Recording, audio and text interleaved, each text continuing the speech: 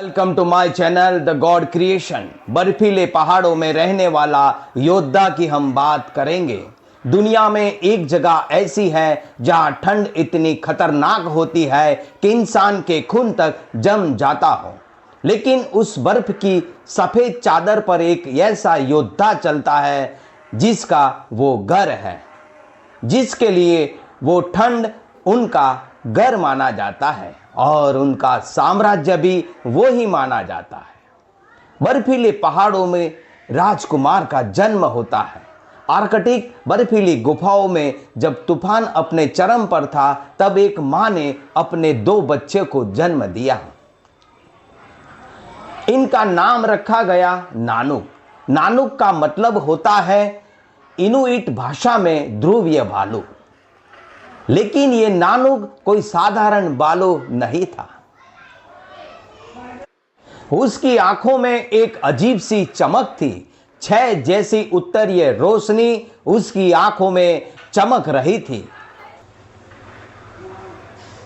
उनके जीवन में पहली चुनौती मां का सबक याद रखिएगा दोस्तों। मामुक सिर्फ महीने का था जब मां ने उसे पहली बार बर्फ पर चलाया। मां ने कहा, नानुक, ये बर्फ तुझसे डरती नहीं, तुझे इससे डरना भी नहीं है, इस पर राज करना है। लेकिन नानुक फिसल गया, गिर गया, उठा, फिर गिरा, पर उसने हार नहीं मानी, क्योंकि मां देख रही थी।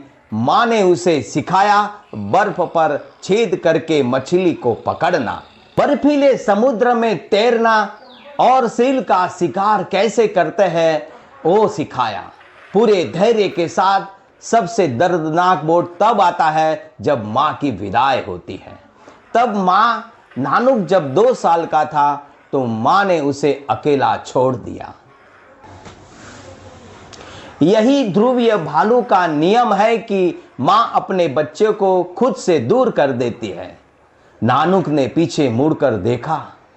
मां बर्फ पर खड़ी थी, स्थिर थी, शांत और घरवीली। उसने एक बार भी आवाज नहीं लगाई, क्योंकि उसे पता था कि मेरा बेटा राजा बनेगा। राजाओं का अकेले चलना सीखना पड़ता है। असली परीक्षा बर्फ का युद्ध होता है तब होती है। नानुक अकेला था, भूखा था, ठंड -40 सेंटीग्रेड थी। उसने पहली बार अकेले सील का शिकार किया। घंटों बर्फ पर चुपचाप लेटे रहा, एक भी आवाज नहीं, एक भी हलचल नहीं। और जब सील ने बर्फ के छेद से सिर निकाला, एक ही पल में, एक बार में शिकार पूरा कर लिया। उस दिन नानुक ने जाना, राजा वो नहीं होता जो सबसे तेज दौड़े, राजा वो होता है जो सबसे ज्यादा धैर्य रखे। दोस्तों, पोलार बेर की सूंघने की शक्ति बेहद शक्तिशाली होती है। वह उत्कृष्ट तैराक होता है। उसके पंजों के नीचे छोटे छोटे उभरे हुए पैर होते हैं जो फिसलने से बचाती है। पोलार बेर सामान्यतः अकेला रहना पसंद करता है। वह आर्कटिक परिस्थितिकी तंत्र का शीर्ष शिकारी है। हम कार्बन उत्सर्जन कम करें, ऊर्जा का जिम्मेदारी से उपयोग करें और जलवायु संरक्षण के प्रयासों का समर्थन करें तो पोलार बेर सहित आर्कटिक के अनेक जीवों का भविष्य को बेहतर बनाने में योगदान दे सकते हैं। सबसे बड़ा दुश्मन इंसान और पिघलती हुई बर्फ। नानुक अब 7 साल का हो गया था।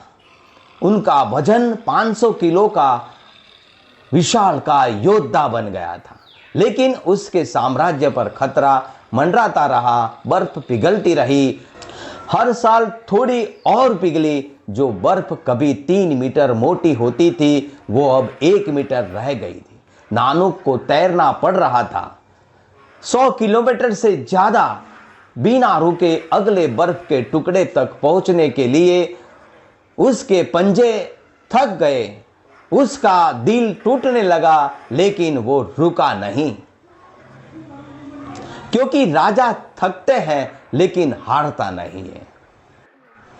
महागाथा का अंत, राजा की घोषणा। आज नानुक उस बर्फीले पहाड़ के सबसे ऊंची चोटी पर खड़ा था। उत्तरी रोशनी आसमान में नाच रही है, हवा उसके सफेद फर पर गुजर रही है और वो दहाड़ता है।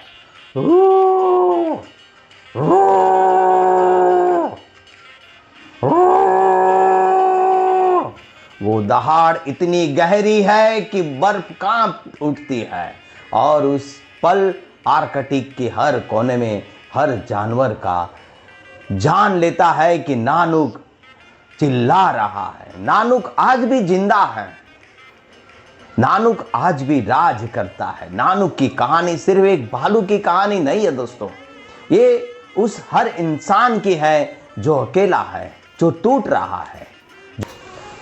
याद रखो, जो बर्फ में जीना सीख ले वो दुनिया की किसी ठंड से डरता नहीं। इस कहानी में क्या है, हमें क्या सिखाता है, वो कमेंट में जरूर बताइएगा। लाइक करें, शेयर करें, चैनल को सब्सक्राइब करें। एक रोमांचक कहानी के साथ एक नया संदेश लेकर अगली कहानी में हम मिलते हैं। तब तक के लिए नमस्कार।